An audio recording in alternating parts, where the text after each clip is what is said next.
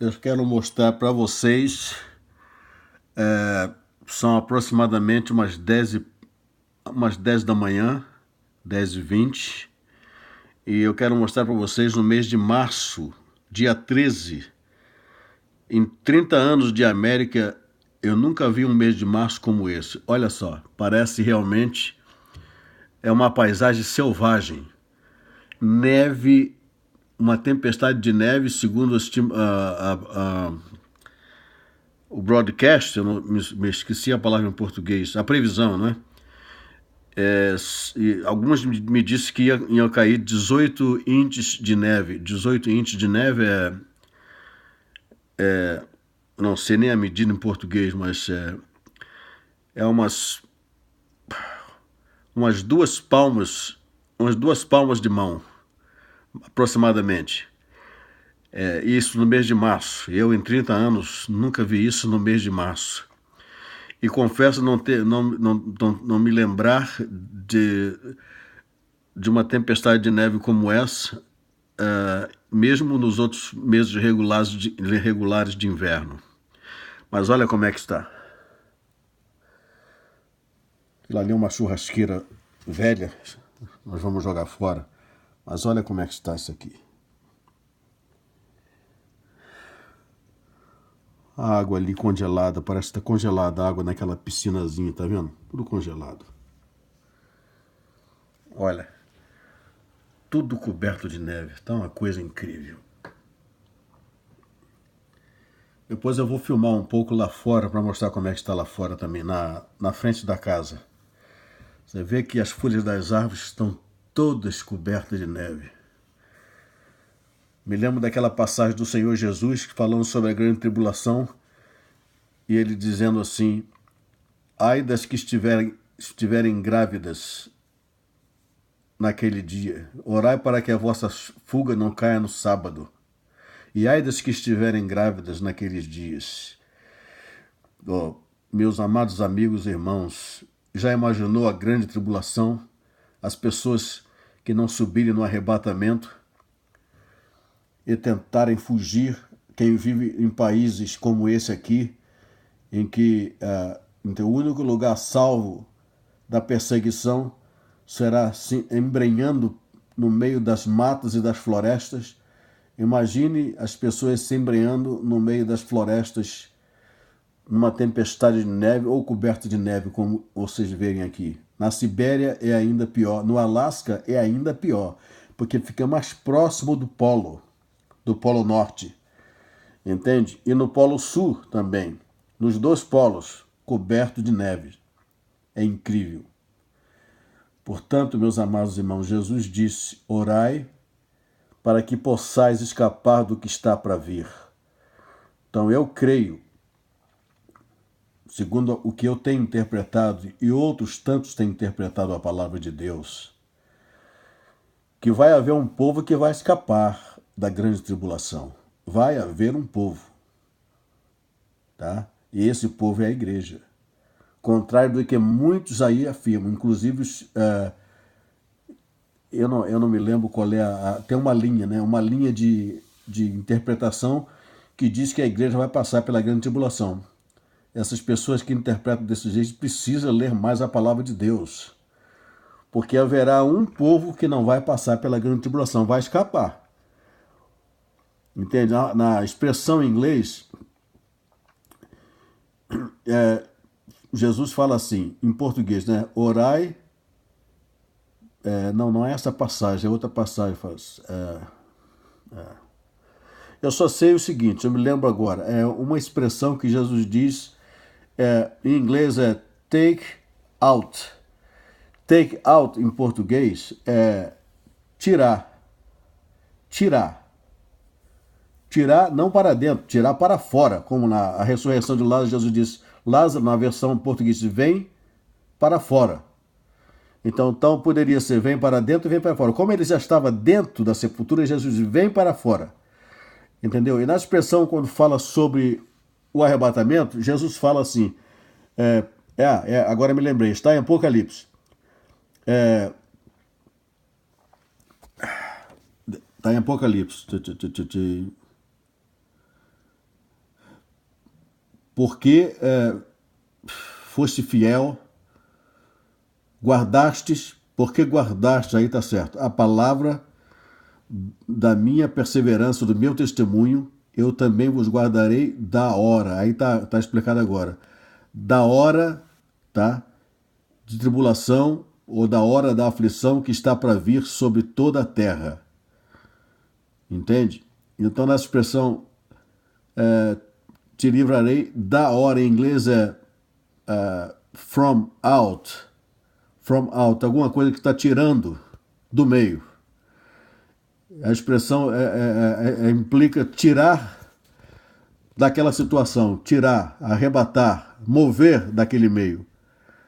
Então é o que vai acontecer com a igreja. Então tem muitos que dizem que a igreja vai passar.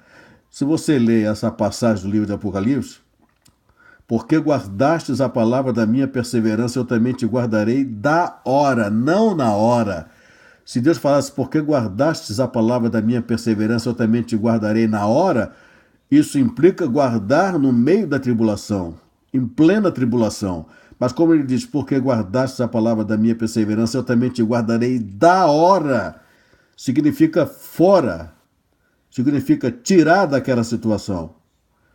Então, meus irmãos, existem outras tantas expressões que a gente pode mencionar, mas como esse é um vídeo rápido, eu de repente comecei a filmar aqui, me lembrei, então estou falando isso para vocês, entende?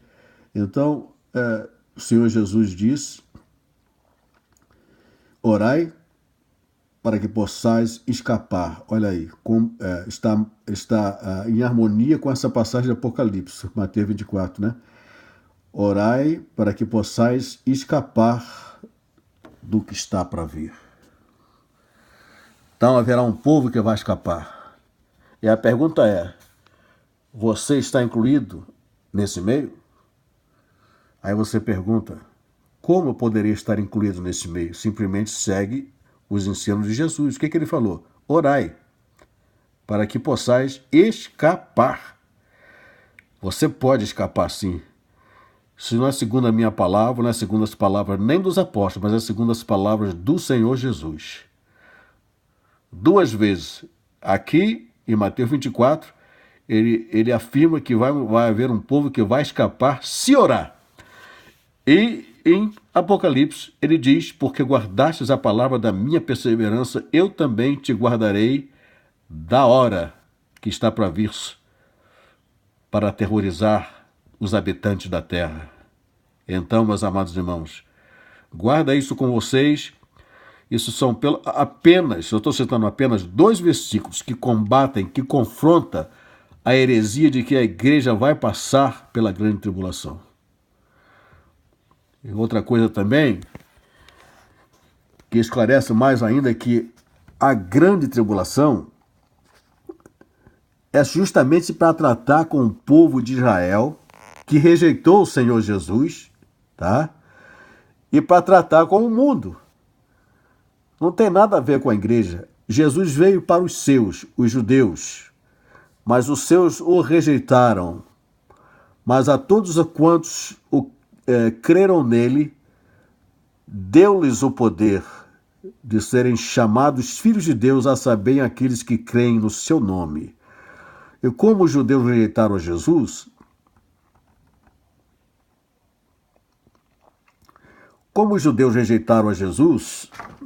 Jesus se voltou para os gentios, que somos nós.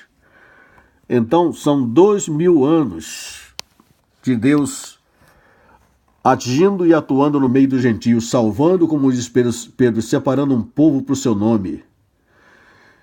Agora, no final da 79ª semana que nós estamos vivendo, vai começar a 70ª semana de Daniel.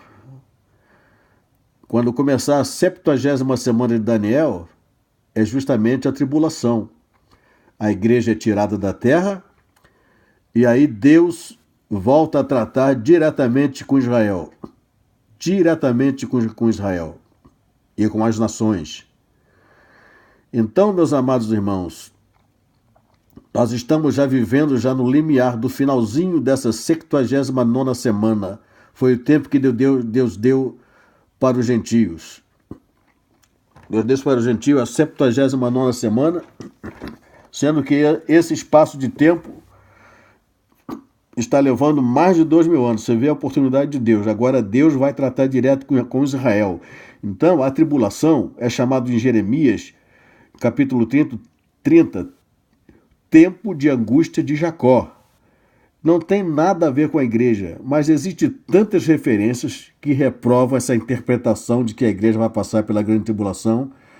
A grande tribulação é especificamente para Deus confrontar Israel. A igreja não precisa, a igreja já tem passado nesses mais de 2.000 anos de fundada por uma tribulação grande. Vê os anais da história, quantos milhares e milhares e centenas de milhares de crentes fiéis foram degolados, até o dia de hoje são degolados. Maior tribulação do que essa? Quantos? Quando a igreja foi fundada, Nero pegava os cristãos e colocava em postes de madeira ao redor do palácio e untava com elemento de alta combustão e ateava fogo e fazia dos cristãos como se fosse uma tocha para iluminar o jardim dele. Cristãos eram amarrados aos cavalos e eles batiam nos cavalos, os cavalos saíam arrastando aqueles cristãos, entendeu? Destruindo, ralando, arrebentando ossos, entendeu? Com as vísceras saindo para fora. Era uma coisa horrível. Pinche derretida, saindo fumaça, era jogado na cabeça dos cristãos, homens e mulheres. Se pode ver nas catatumbas de Roma, há um cemitério subterrâneo e também ao mesmo tempo um lugar onde eles se reuniam para orar. Ali existem ossos de cristãos e os irmãos podem ver como eles sofriam. Os ossos chegavam a estar com cor de acinzentado, de preto, de queimado. Crentes que morreram queimados. Morreram queimados. Se for visitar as catatumbas de Roma, você vai ver. Inclusive, onde existe restos mortais de crentes, está escrito assim, em Cristo. Se for na sepultura daqueles que morreram antigamente, você encontra, entendeu, expressões como essa. Morreu sem esperança e não tem mais nada. Enquanto você encontra e você vai nas catatumbas de Roma, você vê os restos mortais de cristãos que foram perseguidos e mortos terrivelmente, e se encontra essas inscrições em Cristo. Coisa maravilhosa. Os mortos em Cristo ressuscitarão primeiro, e nós, os vivos, seremos transformados num momento, num abrir e fechar de olhos, ante o toque da última trombeta. Oh, meus amados irmãos, tempo de angústia de Jacó. A Bíblia é clara e objetiva. Não tempo de angústia da igreja, porque a igreja já está vivendo angustiada neste mundo, desde que foi fundada. Por isso Jesus deu uma palavra de ânimo e incentivo para a sua igreja. No mundo tereis aflições. Tende bom ânimo. Eu venci o mundo. Portanto, meus amados irmãos, não vai nessa conversa de que a igreja vai passar pela grande tribulação. Não vai nessa conversa. Senão você vai acabar perdendo o acontecimento mais importante da sua vida para o qual você foi salvo. Diz Pedro, no final, a nossa salvação. Pedro também diz, capítulo 1 de 1 Pedro, se não me engano, ele manda uma carta para os crentes dispersos. Olha só, os crentes perseguidos, não os judeus, crentes. Desde aquela época, a perseguição é cruel. Atualmente, eu queria falar actually, uma expressão em inglês, mas não é nem essa palavra.